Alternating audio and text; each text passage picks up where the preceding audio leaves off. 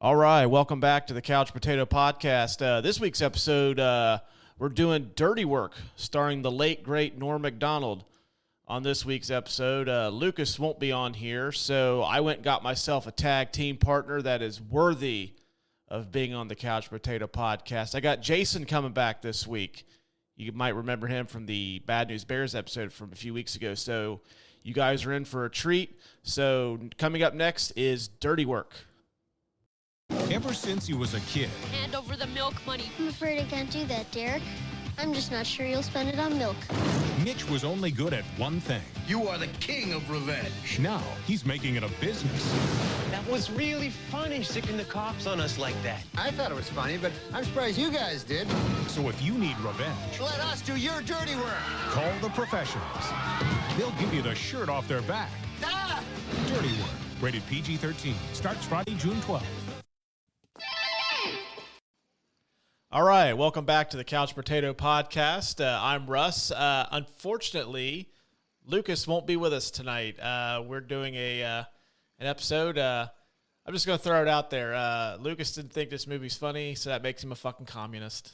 But don't worry, gang. I scoured the earth to find a suitable co-host, and I've done it. I found somebody tonight that's on Lucas's level. And he's been on the show before. So welcome Jason back to the show. Jason, how are you, my friend? I'm good. How are you, damn commies? Yeah, no, Lucas. I mean, I can understand where he's coming from.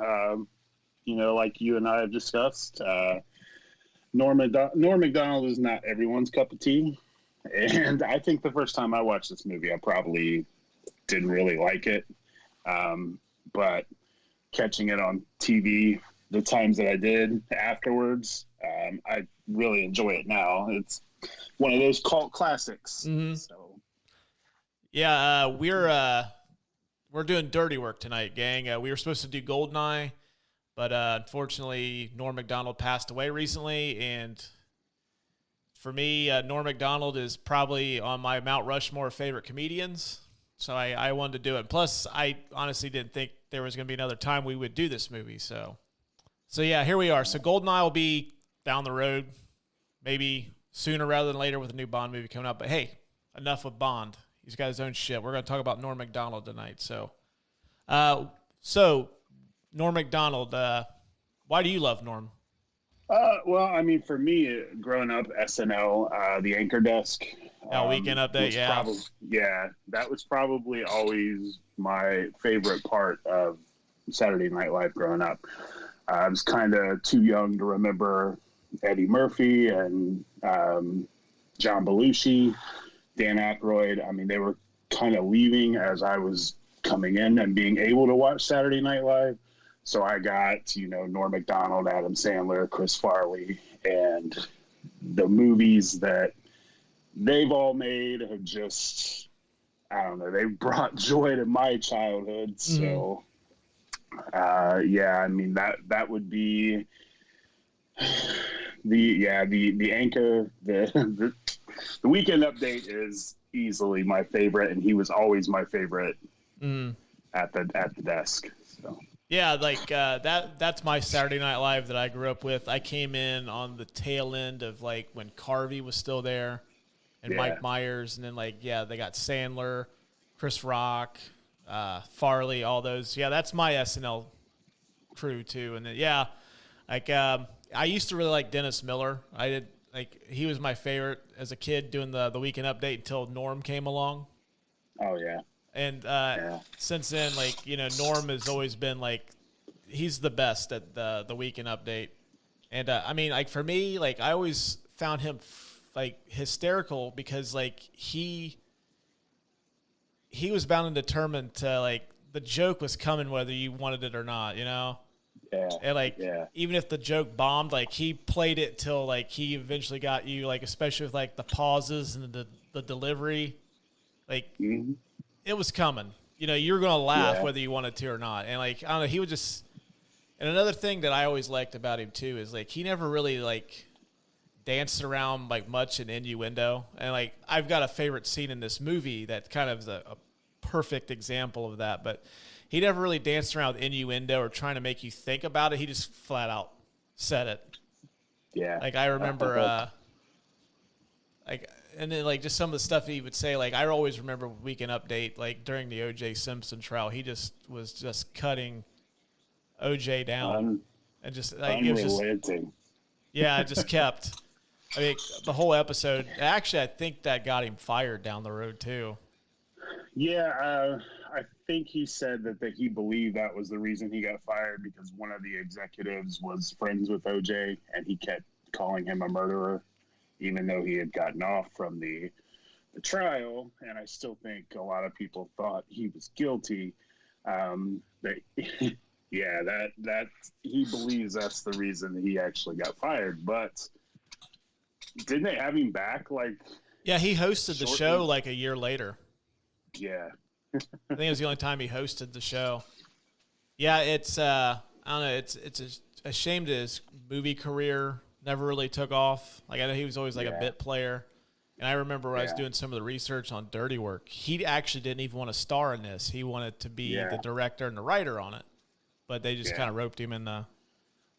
Well, I think with Norm, he never really plays any character in anything that he does. He's always himself. Mm-hmm. And he tries to be but he always shines through. And I mean, even in this movie, I don't think he's playing Mitch. I think he's playing Norm. Yeah, it's if Norm Macdonald was a broken down loser. Yeah. Yeah, even like when you said that, made me think of like even with the Burt Reynolds impression on Saturday Night Live, which is still my favorite, and it's how I identify Burt Reynolds to this day. Yeah, well, I actually have a funny story about that. Tuesday after he passed, my wife come home from work, and she was kind of thumbing through her phone, and she shows me a picture of Burt Reynolds. She said, didn't he die a while ago? I said, yeah, a few years ago he died. And she's like, well, why are people saying he passed today? I said, no, Norm Macdonald passed it. He played him on Celebrity Jeopardy on SNL, a.k.a. Turd Ferguson. And she just kind of looked at me like, what are you talking about? Yeah, just forget it. Yeah. You'll never understand.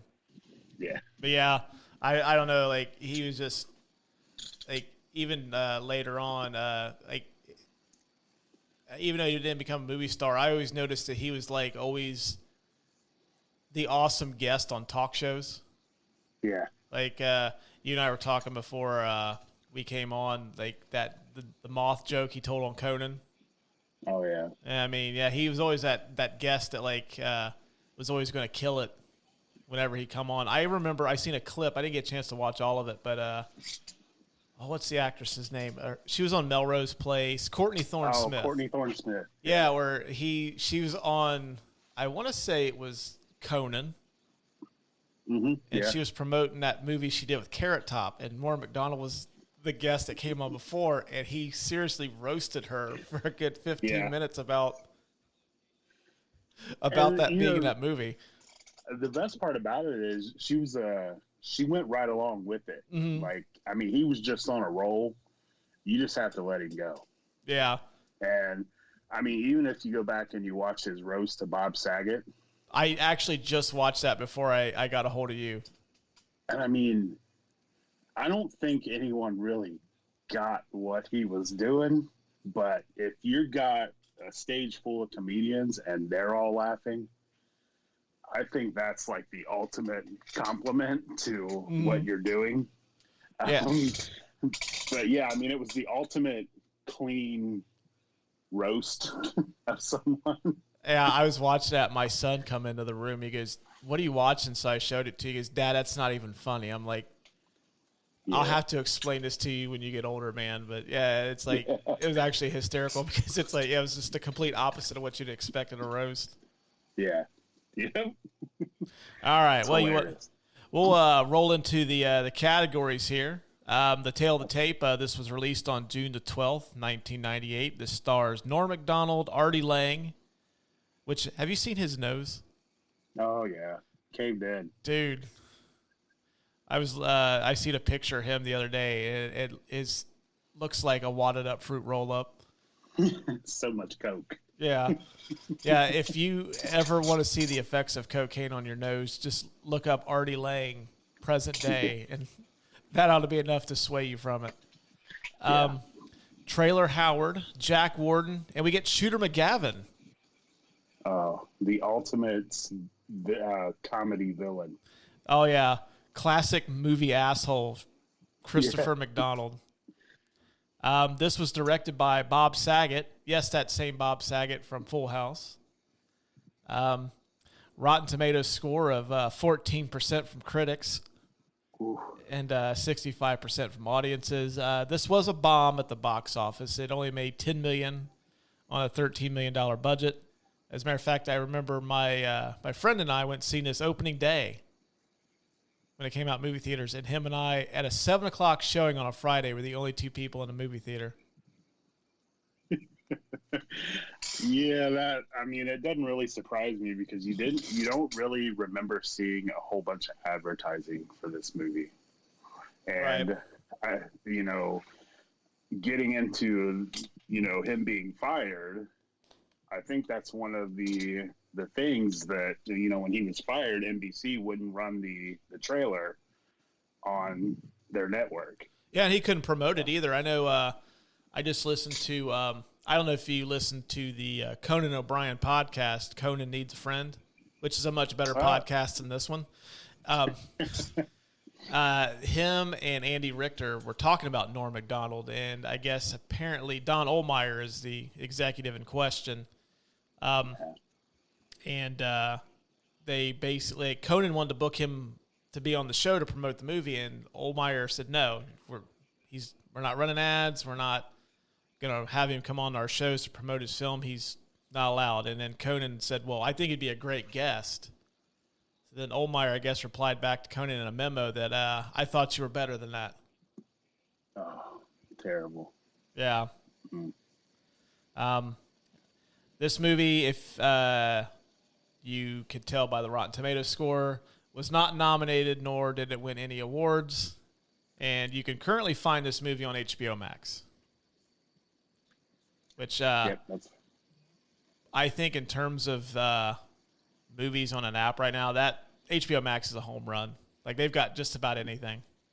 Yeah. Unlike awesome. Paramount Plus, which we've done 4 movies from them, and not a single one of them were on the fucking app, which makes no sense to me at all. They're shooting themselves. Yeah, whoever's running that app needs to be fired. Yeah. You don't have the Wayne's World movies and Forrest Gump. Like, come on. Come on. All right. Well, we'll get into the research corner real quick. I will, being the host, you my guest, I will let you go first with your research. What do you have for us there, good sir? All right. So I think one thing that would have changed the entire trajectory of the movie was...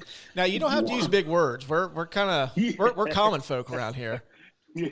Well, as I was researching, I found that Rodney Dangerfield was actually written to be the movie theater owner or manager. What? Instead of Don Rickles. Oh, dude. And, don't get me wrong. Rodney Dangerfield's one of my favorite comedic actors of all time. Mm-hmm. But he's notorious for his no respect act.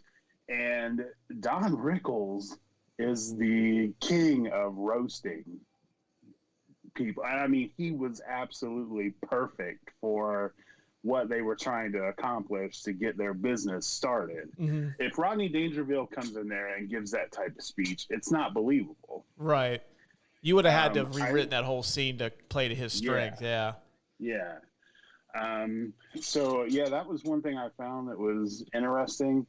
And another person who was offered a role in the movie but turned it down was Howard Stern. Was offered the role of Satan instead of Adam Sandler. Really? Yeah. But he turned it down. And that's another thing. I'm like, Adam Sandler's in this movie for 20 seconds. But every time I see him do that 20-second, first we eat the pig and then we burn, it cracks me up every time. I couldn't imagine Howard Stern trying to pull that off. No, it wouldn't have worked. Yeah. And also Chris Farley's last movie. Yeah, I have that written down too. Yeah, that one kind of bummed me out because I kept thinking it was Beverly Hills Ninja for some reason, but I think that was the last one that he was the major star in. Mm-hmm. Or wasn't it? Was it that one, or was it that one with Matthew Perry? Yeah, Almost Heroes. That just popped into my head. I'm not sure which one it was, but neither one. Yeah, but, a great way to go out. Yeah, no. But I mean, last movie for Chris Farley, and another person in this movie that every time he's on screen, he absolutely just has me in tears laughing. Mm-hmm. Oh yeah, so Chris Farley's greatness too. Yeah, I thought I was glad that we got Norm, we got Adam Sandler, we got Chris Farley all in one movie.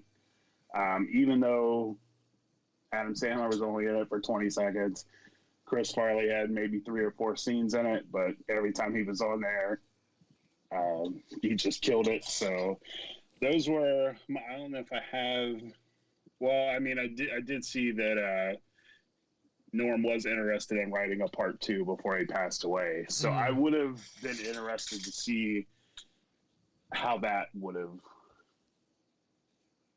been in today's world. Like, what would you have done with this part 2?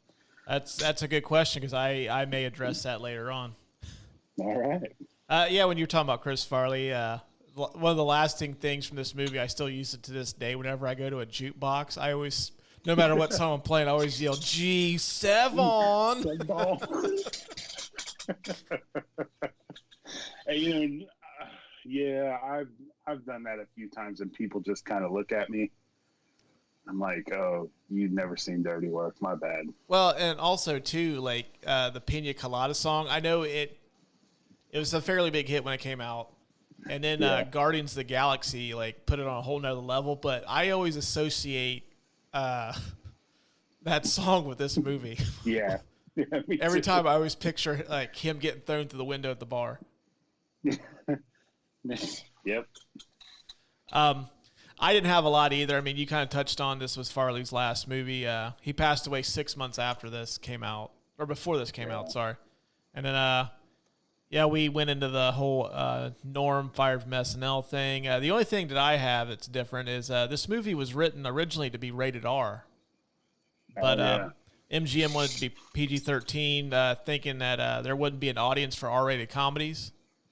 Mm-hmm. And then I guess they hadn't shot any alternate scenes or different takes. So you may, if you watch it closely enough, I seen it when I watched it the other day, that you can tell some of the lines are dubbed. Oh, yeah. Yeah. Yeah. I did notice that. That's the first time I noticed it, and I didn't pick up on it until I did the research for this. But well, to kind of build on that, it was funny because Chevy Chase, when he read the script, he wanted them to keep the R rating and wanted them to fight to keep everything into the movie. And I guess one scene in particular that he really enjoyed involved donuts and them photographing them around their genitalia. Yeah, I did see that. But I guess the network wasn't going to go for it. And then, well, the movie studio wasn't going to go for that. But yeah, I mean, I really wish there was like an unrated version of this movie, because I think there's a scene where they're in jail and you can see, I think it's Sam says he mouths anal rape, or Mitch mouths anal rape, but they dub over it with the other thing. Yeah. Instead, yeah. When I was researching, I did see that, and I noticed some of the lines were dubbed over, and you can clearly see he mouths anal rape instead of the other thing. So, yeah. That's pretty funny. You know, when I was looking that up and I seen that, I was just curious to see, like, I looked up R-rated comedies of that era. 2 months later, Fox releases There's Something About Mary, and that ends up being, like, the biggest hit of the summer. Yeah. That thing had legs. Like, that thing was, like, making money until, like, October. R-rated comedy. Way to go, MGM. Yeah. Killed it. Yeah. And then, of course, I think it starts that renaissance, like American Pie comes out after that, the Apatow stuff. So, yeah. Yeah. No wonder MGM's only got Bond now, which actually they don't even have that. Yeah. All right, so the I Drink Your Milkshake Award for the best scene of the movie. I drink your milkshake. I drink it up! This was as difficult for me as the Step Brothers one was a few weeks ago because I could narrow it down to just one. Honorable mention, I really like this scene when he has he's tripping and like he pictures Gary Coleman in the boxing match, and Gary Coleman's all like fired up. He's like, yeah, and then like they introduce like him. He's fighting Ken Norton Sr., and Ken Norton just walks right up to him and knocks him out cold. Still gets me every time. Hilarious. Yeah. I like that, and then I also like the when they play the prank on the fraternity. Yeah. And when he makes that phone call, he goes, "Hello, real cops." And then like the cops show up to the house, and then they talk about a complaint, and that guy goes, "Yeah, right," and just hauls off and hits the cop. Like,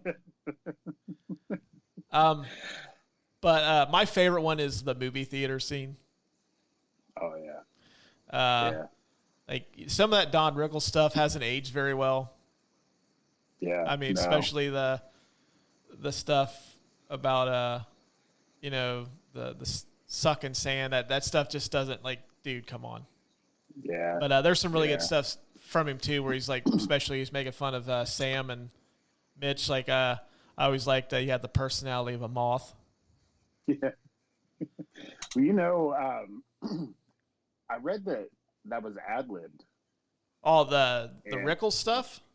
Yeah, when he comes out there and he starts ripping into Sam, and then when he goes to Mitch, it was a complete ad-lib, and he was actually ripping on Norm himself and not Mitch the character. Uh-huh. And they said it went on for like 10 minutes. They just let him go. And man, I would give anything to see that uncut. Mm-hmm. Oh yeah. I mean, because you have a comedian ripping a comedian. I want to see both reactions. But I don't know if you could find them, but I know I'm not a big infomercial guy. Usually, if I see one, I would just flip right through the channel. But when they used to advertise the Dean Martin Celebrity Roast, and it would just be like they'd play like clips, and they had the Don Rickles shit, I would sit there and just watch all that, and then like I would just change the channel as soon as it was done. Yeah, he was classic. I mean, he's kind of, who would you say would be the best today? What, Jeff Ross? Maybe. Yeah, maybe. But yeah, no one's on that level. Yeah. That scene's probably one of my favorites too. And I also I think it's when I was talking earlier about how like literal Norm could be when he tells his jokes. Like when they put the porn movie on the movie theater, and like the name of the movie title, it like just sums up Norm Macdonald's sense of humor perfectly. Yeah. It's like Men in Black who like to have sex with each other. Yeah. And then, like the dialogue, it says, "This alien looks like a hot guy. We better have sex with it." Yeah, that's 100% Norm Macdonald right there. Yeah, that one's my favorite. I every time I watch it, that's the scene. Like if that's on, I'm gonna at least sit and watch this scene. So yeah. What do you got? For me, it's the movie scene's probably my favorite. But there's a couple of others. The bar scene where they get into the fight. That's when he meets Kathy for the first time. Mm-hmm. And, they're watching that Travis Cole press conference or whatever. And he makes that comment to her. That guy has the best life. There's people that do the stomping and people that get stomped on. And she makes the comment to him, like, who said that? She's like, oh, that famous guy, Jesus. Yeah. And then, of course, he gets in Sam gets into the fight and Mitch has to go and defend his friend. And actually, the reason I like that whole scene is it reminds me of one particular time when you and I and our buddy Paul had gone to Steak and Shake, and we had gotten into, I call it a shouting match. Nothing ever came out of it. But every time I think I see that part in that movie, I always think Paul is Artie Lang, and then Chris Farley over on the trying to pick out a song to get us hyped up to fight. And then you being the nicest guy in the world, you're over there like, I gotta go over here and do this. I'm just glad I didn't get thrown through a window. Yeah. I always think about, like that's exactly, because I remember Paul was running his mouth the entire time, and I was hyping him up like, yeah, we're going to go out in the parking lot. And you're just kind of standing over there like, oh, God, what have I got myself into? And well, that was like a lot of our weekend adventures, though. It would be somebody would just get a little too much to drink, and then all of a sudden it just goes downhill. Yeah. Yeah, that every time I see that, that's the first thing I think of. And the last one for me is the scene in the car lot with the hookers in the trunk. That was going to be my pick originally. And I completely forgot what's his name, David. Oh, yeah, it's young David Ketcher. I think it's Keckner. Yeah. I don't know. Ketchner. We'll call him Keckner. I probably mispronounced it. I completely forgot that was who that was in this movie. And then I've never seen so many dead hookers. Oh, God, have I. You know, that's the guy that takes the pictures of Chris Farley and Black Sheep, was trying to blackmail him. My friends call me Cash. Oh, that's that dude, yeah. Yeah, it was. And that's where Jimmy, a.k.a. Chris Farley, finds the Saigon whore that bit off his nose.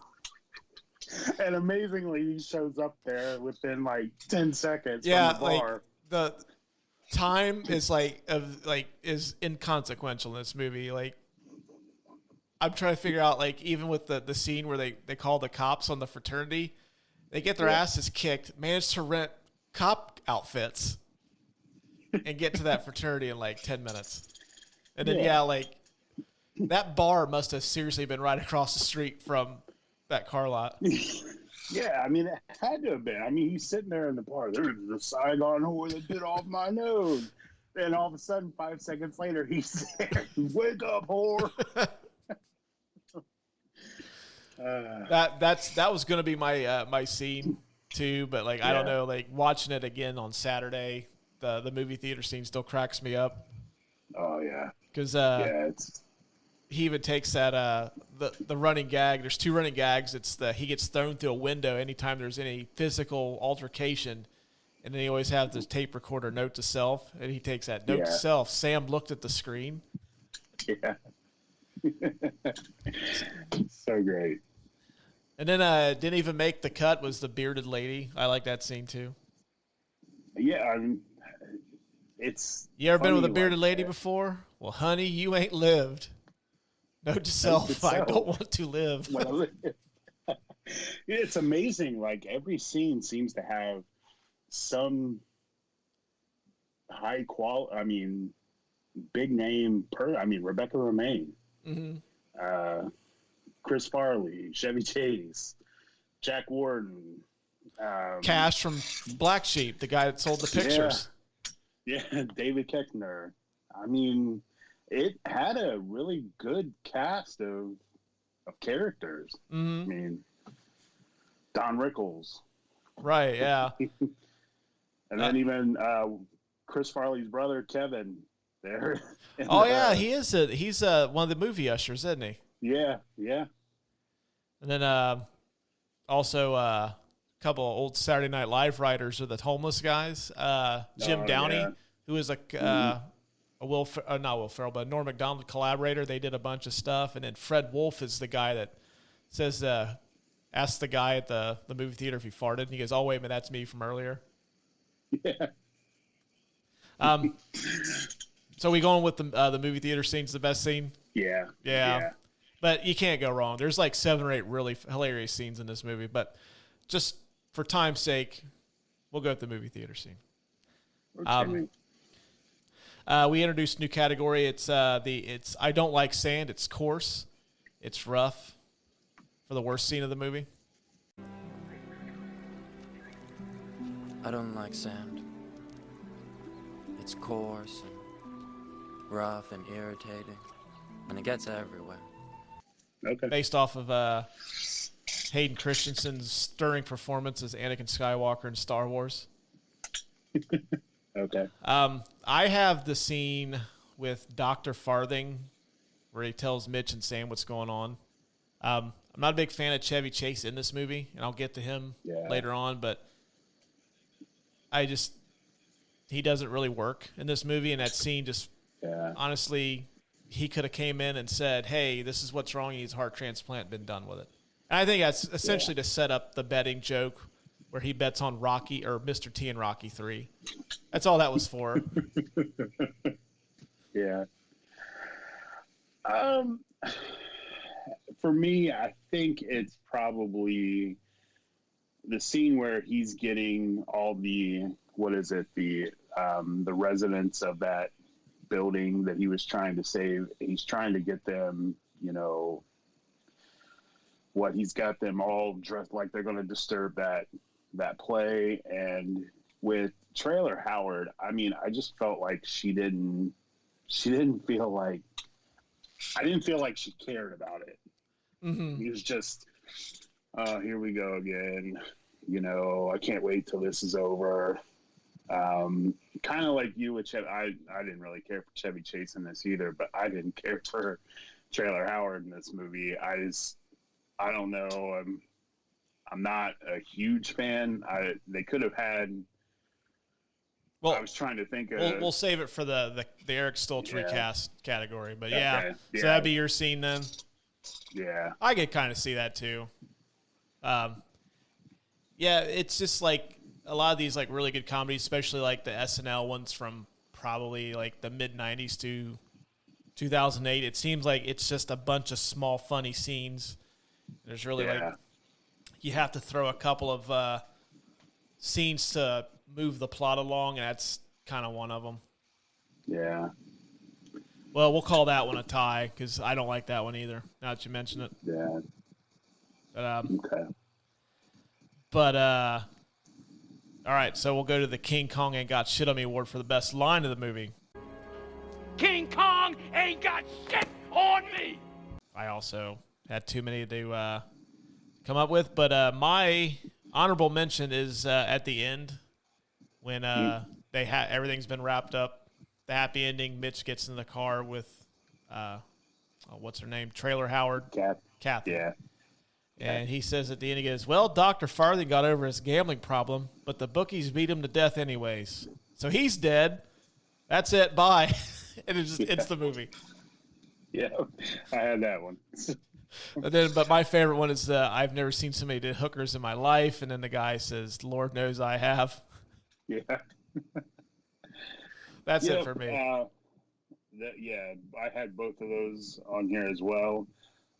My favorite one, well, I'll do the honorable mention first.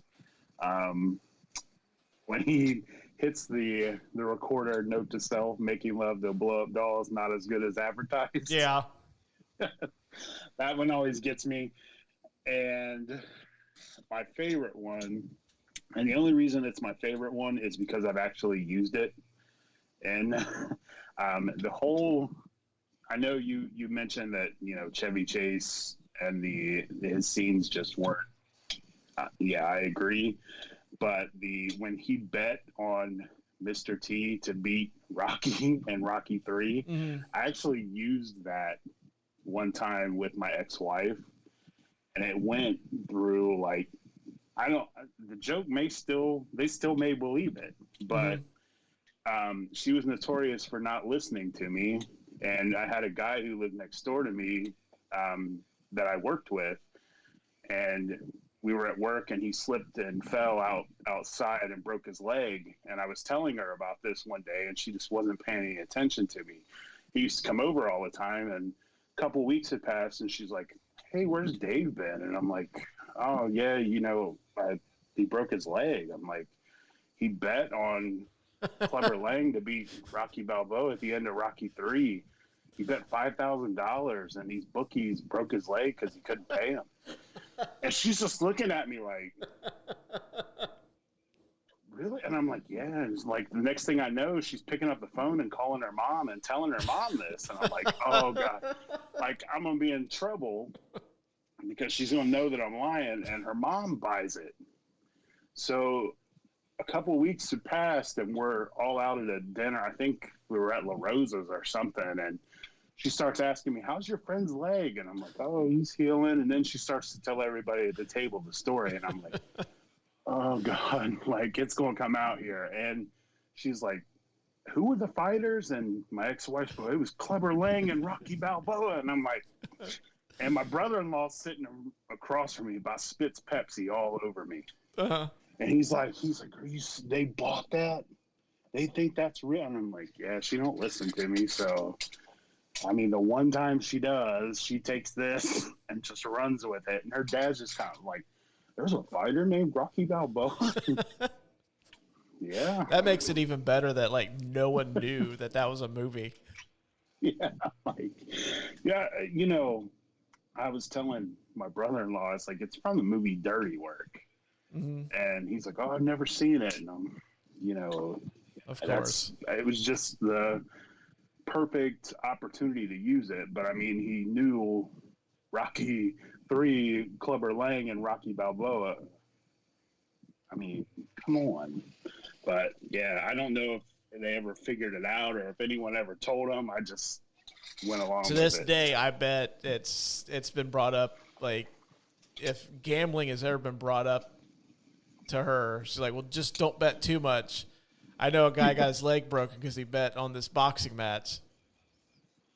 He bet on a movie boxing match, and he bet on the star to lose. Well, like, she didn't even know it was a movie, though. She just thought this was No. Yeah. Yeah, see, that makes it better.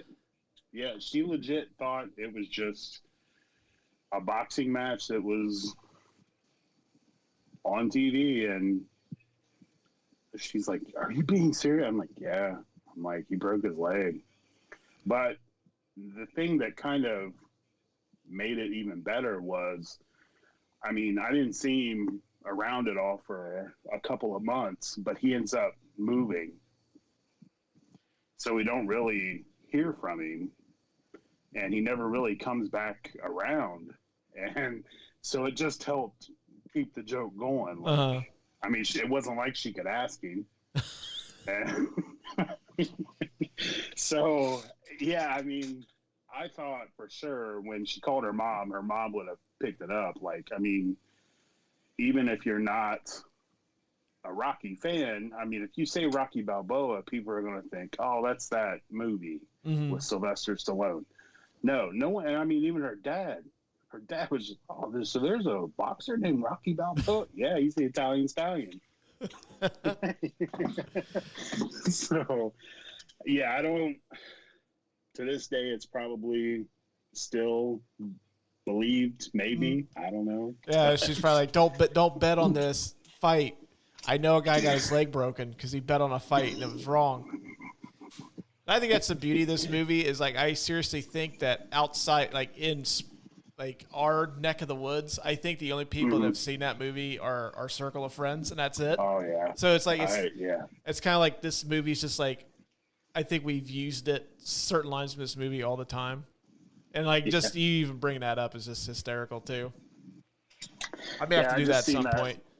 Yeah, I just seen that. I was like, okay, let's see what I can get away with here. Yeah.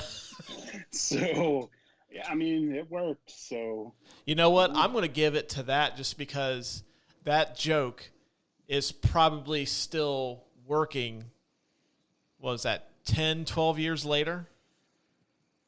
Yeah, probably 13. Yeah, 13 years later. We're giving it to that just because I will bet money that joke is still It's still working right now.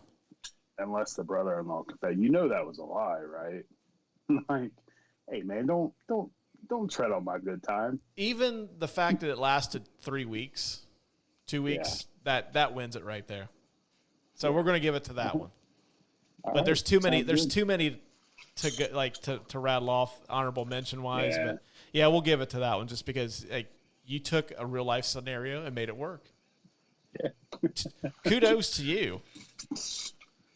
Another new category. We changed this one up since the last time you were on the show. It used to be the Lou Brown Give Him the Heater. The best supporting performance. We're calling this the McLovin now. I am McLovin. Okay. Since McLovin was like the epitome of this award.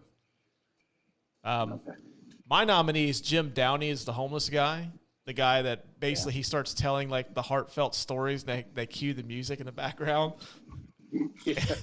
I especially love it when he's talking about how like he's down and out and like how Travis Cole's ruined his life, and then Norm Macdonald just like, here's your $2.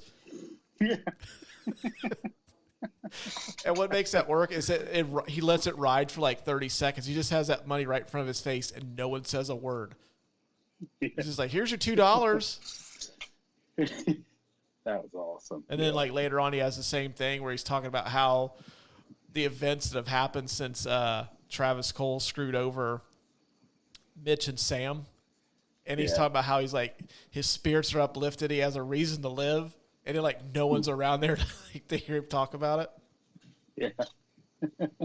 I mean, you could have went with Farley. Like Farley's great in this. Like even the Gary Coleman bit is hysterical, but I just went with Jim Downey because that scene still makes me laugh every time I see it. It's like, here's your $2.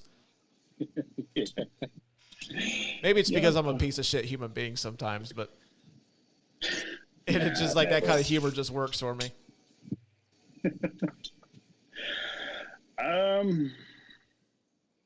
I mean, he had a decent role in the movie, but I've got to give it to Pops, Jack Warden. Yeah, he's like he straddles whether he's in it too much to be a nominee for this, but you know what? You're a guest, so we'll roll with it. Why Jack Warden? Well, I mean, his one-liners crack me up. I mean, when they come in, they're, oh, we did it, Pops. Oh, good, cool, bring on the whore. We made the money. Oh, well, that's good too. Yeah. Like, handed Mitch the locket that had the picture of Pops and Mitch's mom having sex to prove that he was his dad. I mean, who would have I know, right?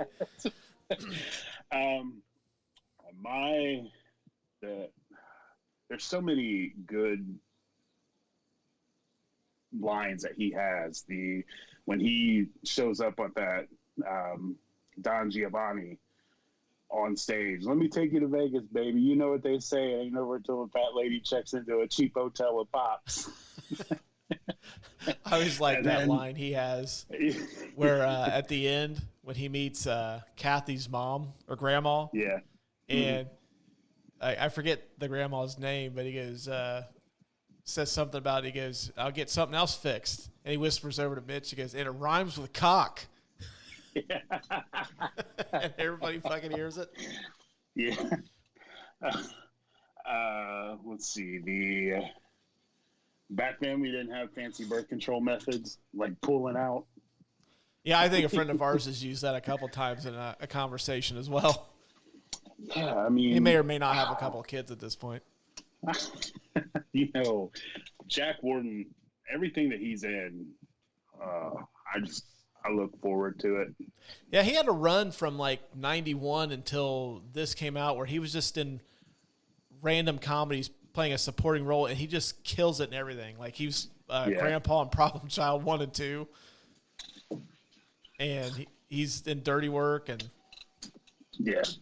If you ever get a chance, he's in a movie called Used Cars with Kurt Russell. It's like this early, like 81. Yeah, I love Jack Warden. problem child. I mean, can't really say anything bad. When he's watching, he has the heart attack, and Mitch and Sam are sitting there on the couch, kind of arguing back and forth. You two shut up! I'm trying to watch these broads work out. Yeah, I think the last time fitness videos on fitness shows on TV were popular was at this time too. Yeah, it was like the 20-minute. I think. Yeah, and they were like, they looked like they were from like 1978. Denise Austin, ESPN2, wake up. Hey, you know what? I'm not gonna lie and say that I never watched those early in the morning as a developing young man. Yeah, I mean, usually ESPN2 back in the day, they always had like the weird or the sports that you never really see. You'd always watch those falling asleep, and then you wake up, Denise Austin's working out. Like, yeah, ESPN2 was the Ocho before it was the Ocho was a thing. You get extreme badminton, like squirrel wrestling, shit like that. Log rolling. Yeah. Well, you know, I'm gonna give it to Jack Warden too, just because, like, yeah, Jack Warden's great, and yeah. But yeah, like, there's too many people to nominate for this. Yeah. All right. The next category we got is the Eric Stoltz Award for the performer you would recast. I think I went into this earlier. I would recast Chevy Chase. I just don't like him in this. Yeah. Just this movie really didn't play into like what makes Chevy Chase great. Like, Chevy Chase was always great at being like the asshole that like pushed it as far as you could go and you'd still like him. Yeah. Like, oh yeah, it's just my asshole buddy. I've got a couple friends like that too. They're like, he's an asshole, but you know what? We love him. He's not quite to that other side where like, that guy's a dick and I don't like him. And it just doesn't really, he doesn't play that at all in this. Like, I could, like, when I was looking at this, I was like, why not get Dan Aykroyd? I could see Dan Aykroyd doing that role better than Chevy Chase. Mm-hmm. I agree. Or even go like left field and get like Martin Short. Oh, Martin Short could have been like, could have played like one of those wacky characters that he always does. But yeah, I would have got one of those two versus Chevy, because Chevy looked like he was just kind of in it for a paycheck. Yeah. Yeah, I mean, he just wasn't, playing the scared better, you know, trying to pay off bookies. Yeah, I don't know. He didn't really do it for me in this movie. So, yeah, I mean, I agree with that. As I mentioned earlier, you know, a year later, there were two actresses I was thinking, like Big Daddy comes to mind when I was going to replace Kathy. Mm-hmm. You know, Leslie Mann, I think. That would have been good. I think she's Big Daddy's what, 99? Oh, yeah. Yeah. And I mean, even Joey Lauren Adams, I think, could have been even better than Trailer Howard. Mm. But I mean, I kind of understand why they went the way they did, but I think that more believable Leslie Mann, I think, would have been perfect. Yeah, because she could have been. I mean, we all saw her as the angry, what is it, sister-in-law or whatever in Big Daddy, and I think she could have played that more against Norm. Mm. But then she also could have been, you know, the softer side, the love interest for him as well. Yeah. And I think, she probably would have been a better choice, in my opinion. Yeah, I'd be okay with that. You know, when you talked about her, I was looking up, because I don't remember her in really anything outside of this movie, and then she was on that show Monk with Tony Shalhoub. Yeah. But I was looking at pictures just to see, like, is there anything else she's been in? And she was apparently in some show, and I remember it now after I had seen it, called Two Guys, a Girl, and a Pizza Place. Yeah, and I guess apparently she dated Ryan Reynolds for a while. And I just happened to see a picture of the two of them together, and Ryan Reynolds looks like the fucking like the generic avatar for a skating game. He had like the spiked blonde hair. He had like some like sweater he got at Gap, and like that choker chain. I was like, is that the fucking lead singer from that Crazy Town band? And I was like, no, it's Ryan Reynolds. That's Shifty. Oh yeah, that's right, Shifty Shell Shock. Yeah. Who's more known for being on Celebrity Rehab than he is that band. Yeah. Hmm. I don't know. So who wins this one? You know, I think we both can be in agreement on Chevy Chase not being the best for that role. Yeah, I mean, like I don't like Trailer Howard too much in this either, but I think like you touched on the fact that she's not really. I guess you kind of don't need someone to kind of steal Norm's thunder, just to kind of go along with him to let him shine. Yeah, as it's like okay, like she's not great, but like we can make it work. But yeah, Chevy Chase being like a comedy icon is just okay. Yeah, I want Ty Webb or Fletch, Chevy Chase, not this shell of himself. Yeah, he was boring, just not what I expected from Chevy Chase. Yeah, he seems to play the smug character that he's known for, but not like the funny smug character that he's known for. It's just okay, you're in trouble with bookies. And honestly, like I watched that, like I don't give a shit if he gets killed or not, outside of the fact he's needed to say Pops. Yeah. But I mean, they could have gotten some other doctor to do that. Yeah. Although I will say he did spawn like one of the funniest lines in the movie when Norm Macdonald wraps up the movie at the end, though. Oh yeah, that always cracks me up. It's just you always get those 3-minute. Here's what happened at the end of the movie. No, not with Norm Macdonald. Mm-hmm. It's like, oh, hey, Pops was saved. He paid off the bookies. He's dead now, though. That's it. Bye everybody. All right. I have one unsolved mystery. Join me. Perhaps you may be able to help solve a mystery. That kind of weighs on me a little bit. And then you touched on it earlier when you said that Norm was thinking about doing a Dirty Work sequel. Just makes me wonder, did Dirty Work stay open after this movie was over? Yeah, you know, that's it's a good question. Because it's the one thing he's good at, and he got the money that they needed to save Pops. But you also have to think too, like a lot of the shit that they do is like against the law. Yeah, and like going back, another funny scene is when they put the fish in the drug dealer's house. Yeah. Like, they were not, like, I'm sure that the cops would have, like, went to the neighbor's house and, like, hey, did you see anything? Did you hear anything? Like, well, these two guys I hired to play a prank, or, you know, like, I seen these two guys walking in with, like, a box of something. Yeah. Which, that reminds me of. The neighbor could have incriminated himself by saying hired them. That's true. That's true. But, you know, you could have said, like, yeah, I seen these two guys, or somebody had to have seen him going in. And then their footprints, they step in the blood. Yeah.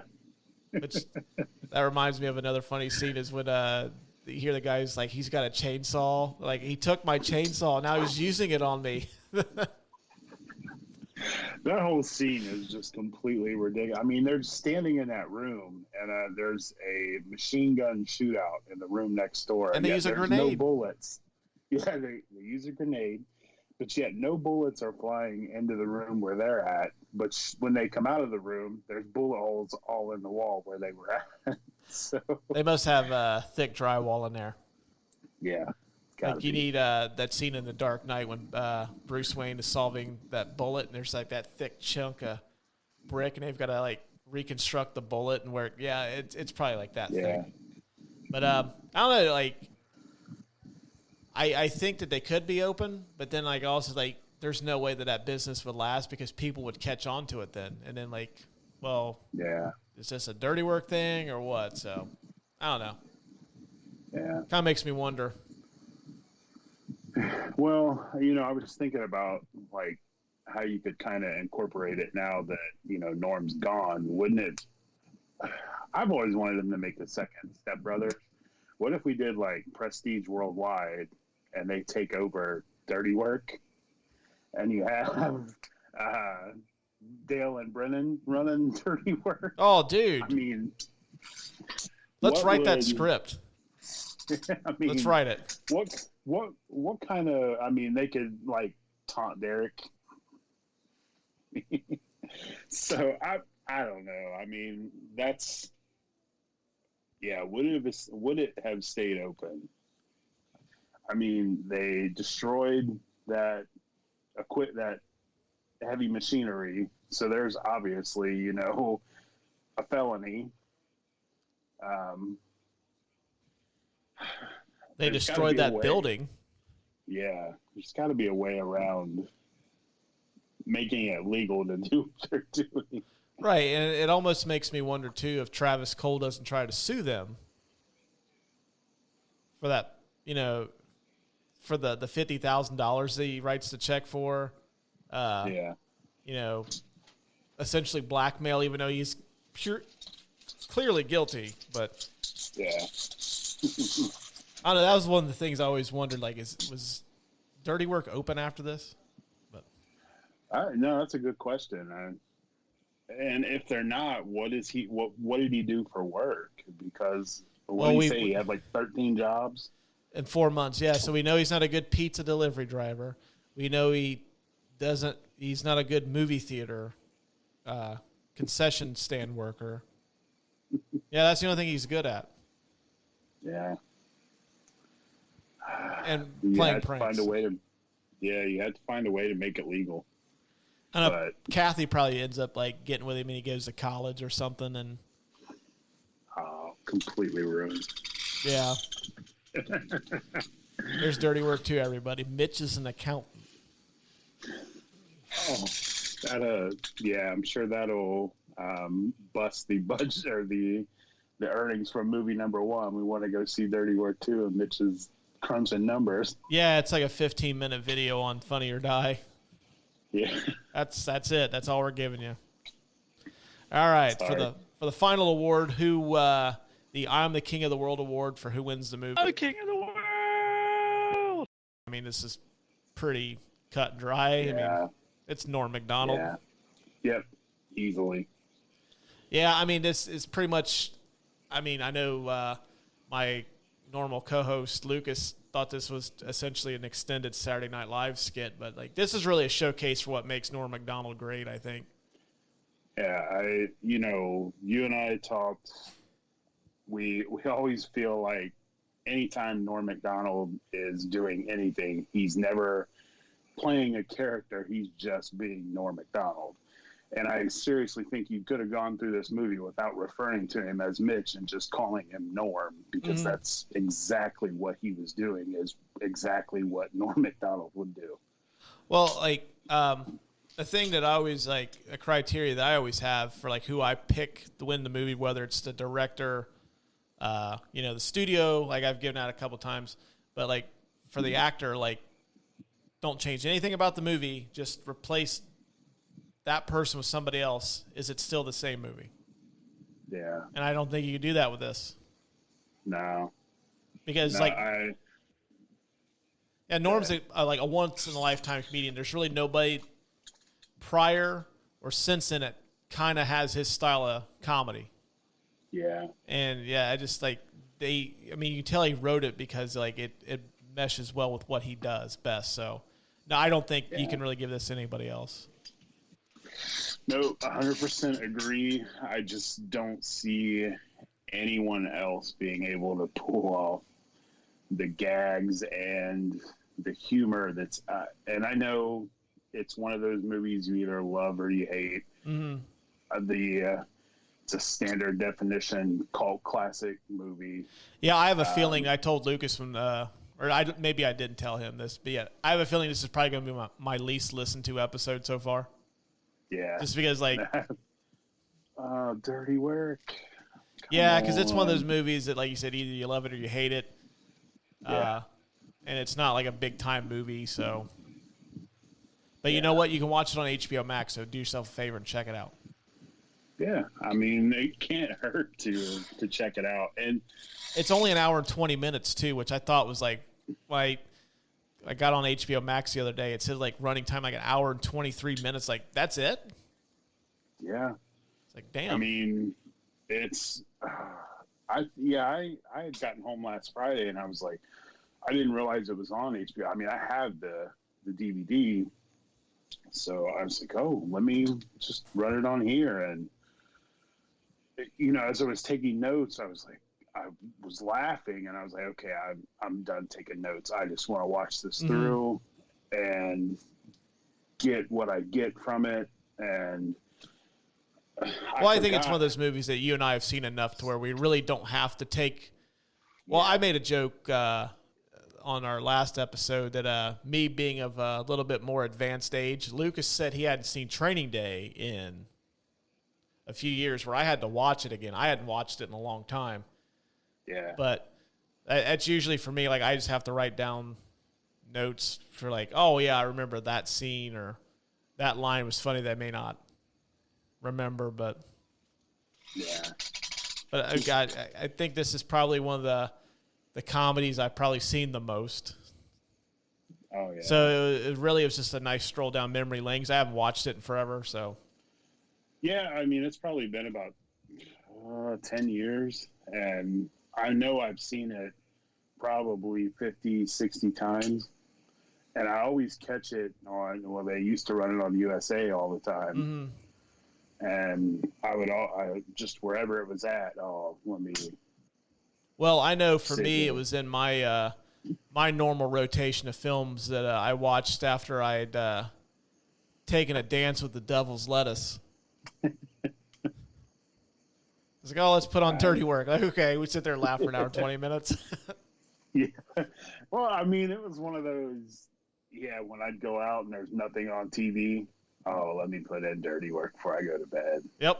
That was another one, too, just like a staple of, like, movies that you've seen so much, they're still great, but they end up you kind of get into that routine of, like, okay, they're going to say this next, they're going to say that next, and you kind of fall asleep to them. Although, Dirty Work sometimes that also didn't work out because I'd start laughing like, okay, well, it's 2:00 in the morning. I'm just gonna sit up and watch the rest of this now. Yeah.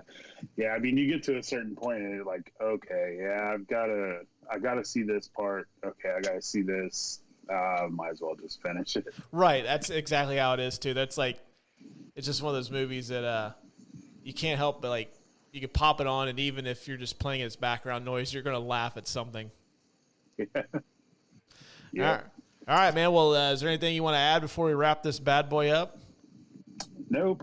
Well, I will say, it sucks that we're not going to get anything more from Norm. I mean, he's a genius of his time, and probably one of the best comedians of our time. And I know a lot of people aren't going to agree with that because he wasn't everyone's cup of tea. But I mean, that sucked when you heard last Tuesday he had passed. Yeah. Like celebrity deaths don't really bother me that much. Like, oh man, that sucks. He passed away. But man, like when I read that, like that's kind of like a kick in the gut. I was like, oh man, really? Yeah. You had to take him. Yeah. And I mean,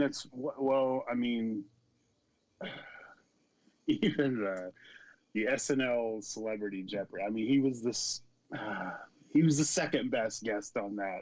Mm-hmm. I mean, can't really beat Sean Connery, but Turd Ferguson. I mean, come on. I encourage people that if you watch Dirty Work and you like it, you want to check out more of his stuff. YouTube. I can't tell you how many videos. Like there's all of his stuff when he was on Conan. Like he was one of Conan's best guests. He was on Letterman. He killed it on Letterman too. Oh yeah. You can also find like the Bob Saget roast. That was really good, and you can find just all kinds of compilations on like Saturday Night Live stuff that he did. One of my favorite ones that he did was they did the Star Wars screen test. Yeah. They would take different actors and like, okay, what if Richard Dreyfuss auditioned for C-3PO and they did like an impression of him, but Burt Reynolds auditioned for Darth Vader and it was Norm Macdonald's Burt Reynolds as Darth Vader. Yeah. And he had the helmet on his head. It was like he had that curly hair and it wouldn't fit right over his head and he's just chomping on the gum. Yeah, you can find tons of Norm Macdonald stuff on YouTube, and I highly recommend, if you're in the mood for a good laugh, if you like Norm Macdonald's brand of humor, if you're new to him, definitely get on there and check it out. Oh, and also Peacock has a Remembering Norm Macdonald special on there. Oh, giving a shout-out to the cock? Yeah. That's what I'm calling the Peacock Network now, the cock. I think I'll take that and I'll borrow that from you. The big C. But also the SNL, all the seasons of SNL are on there. So you want to jump on they there are, and aren't watch, they? Yeah. Go back and watch the Celebrity Jeopardy with Turd Ferguson and the weekend updates. Oh, yeah. And yeah, those are some of the best. Fucking gold. Yeah, easily. All right. Well, hey, man, it was nice having you back on. Sorry, Lucas had to be a wet blanket, not come on tonight. Oh, that's cool. But we love you anyways, Thanks, Lucas. Man. Yeah. All right, man. Well, until next time, Jason, once again, it was a pleasure having you on, and thanks for joining me for an hour so we can talk about Norm and Dirty Works. That was pretty awesome. Thanks for having me. Can't wait to be on again. Oh, you'll be back. Like I said, I scoured the earth to find suitable co-host. All right. You were systematically selected. I entered your stats into a database, and it's like, choose him. Like, cool. Right on top of it. Sounds good. All right, man. We'll talk at you guys later. Bye, everybody. And that wraps up this week's episode of the Couch Potato Podcast. On next Monday's episode, we are joined by Gage from the Knights of Degradation podcast for Friday the 13th, Part 2. If you remember back in June, July, we did a contest where we asked you guys to give us a review on iTunes, and Gage was the lucky winner of that. So he got to pick the episode, and that's the one we're doing, which is right on time for Halloween. So be sure to check us out next Monday.